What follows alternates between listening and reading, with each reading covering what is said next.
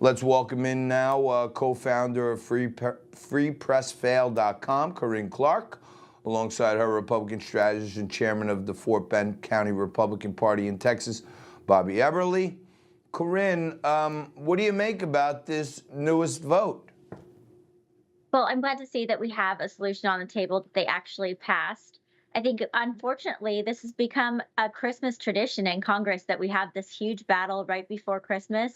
And we've ended up with a lot of bad bills that give us a lot of concessions and even more spending than was necessary. I think this is probably the best we're going to get. And I'm glad that this will at least clear the way for Trump's agenda on day one. So hopefully we can just hit the ground running. Indeed. And Bobby, before the vote, President-elect Trump took to Truth Social to say this about the continuing resolution. If there's going to be a shutdown of government, let it begin now under the Biden administration, not after January 20th under Trump. This is a Biden problem to solve. If Republicans can help solve it, they will. Wall Street Journal just issued a damning report revealing just how bad President Biden's cognitive and physical fitness actually got. Check out this headline, how the White House functioned with a diminished Biden in charge. Quote, to adapt the White House around the needs of a diminished leader, they told visitors to keep meetings focused. Interactions with senior Democratic lawmakers and cabinet members were infrequent and grew less frequent. Interactions between Biden and his cabinet members were relatively infrequent and often tightly scripted. The report also reveals that if Biden were having an off day, meetings would be scrapped altogether. Bobby, I got to ask you, why are they saying this now? I know, right? And to pick up where you left off, John, I just want to say visions of Dozier dancing in my head as the bloated CR became officially dead. I mean, I loved what we saw today. But, you know, with Biden, this cover-up that they've done for 4 years, and to now just come out with it, it's criminal. I mean, this is the president of the United States, the leader of the free world. And now they're admitting, oh, yeah, you know, staffers were covering up. They were having national security briefings, meetings that the president should be in on and leading, and they had staffers doing it. It's just unconscionable. But we heard it over and over again. And anytime someone asked a question at the White House press briefing, Karine Jean-Pierre would become hostile. She'd become angry that how could we question this? He's got so much energy. He runs circles around us. And we all knew it was the lie of the century. Indeed. And Bobby, I just want to circle back. Your thoughts on this third iteration of the spending bill? Well, you know, it was amazing that the Democrats complained that they're not on board with the CR unless we have all this bloated pork in. And I know there's the Republicans that were in on it too because it was negotiated in secret. But it was the Democrats last night that really killed it. The news focused in on a lot of these 38 Republicans, but with a 2/3 vote, needing some 273 votes, it was the Democrats that killed it. And they learned nothing, absolutely nothing from this election. People want government that's responsive and responsible to them, and not we're going to throw in this pork at the last minute. And so this bill that we had today, basically the same yesterday, except for the debt ceiling measure, is a step in the right direction, and it shows that we're serious now about getting rid of the pork and making government accountable.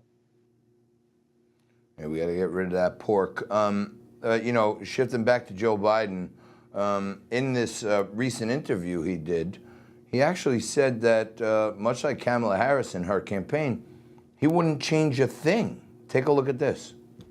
Any other regrets that you have? Anything you wish you would have done differently? Well, I guess if I thought a lot about it, it'd be something I've done specifically done, but not generically.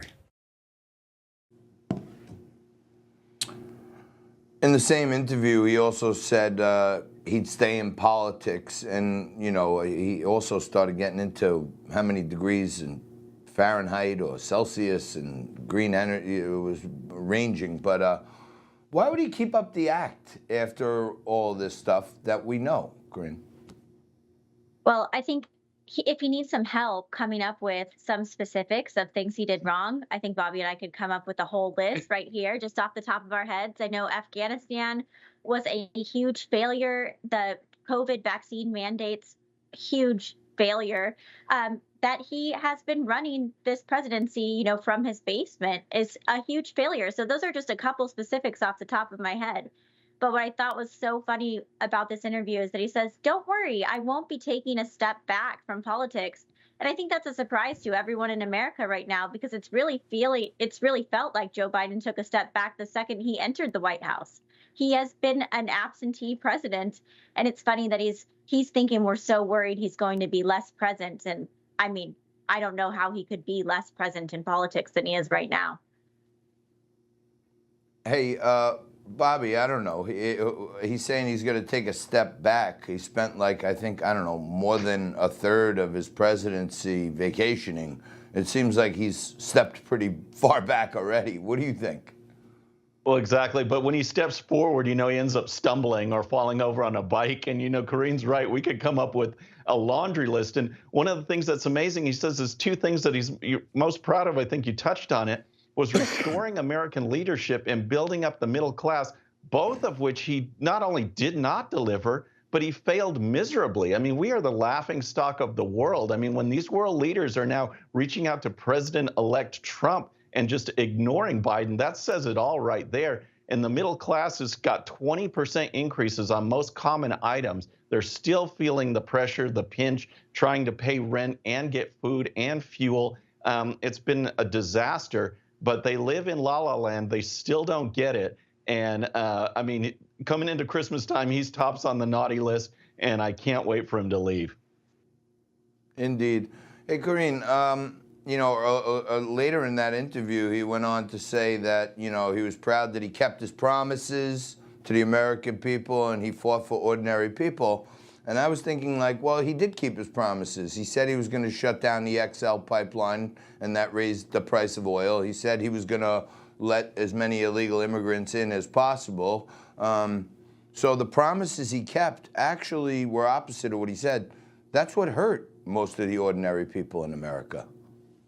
Absolutely. And like Bobby mentioned, he promised to restore leadership in America. And that was his biggest promise, that, the adults were going to be in charge again.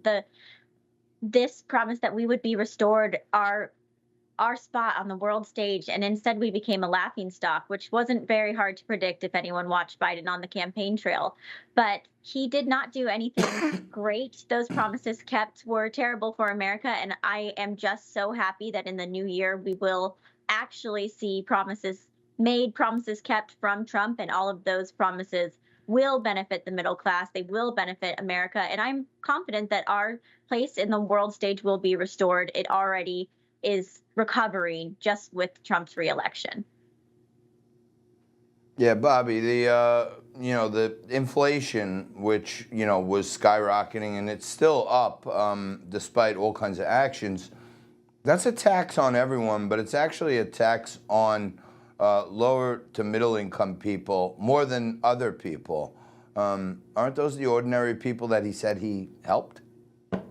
Right. I mean, it's classic Democrat talking points, right? I mean, they're for the working class, the little guy out there. Well, it's the little guy that rejected Democrats and rejected the presidential campaigns of both Biden and Harris in huge ways. And we saw that in particular with this union vote. There were still some union leaders that were supporting Harris, but rank and file union members coming out for Trump in such a strong way sends a message that the Republican Party has become a blue-collar party. And this is something as an America First Republican that I love to see, because I'm the son of a Chicago steelworker. And I always thought the Republican Party truly represented us by wanting to get regulation out of the way, get government out of the way so we can thrive and do it on our own. We are seeing that right now.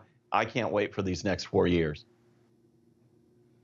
For sure. Let's all wait anxiously and patiently for MAGA clause. Corinne Clark, Bobby Eberle, thank you both very much.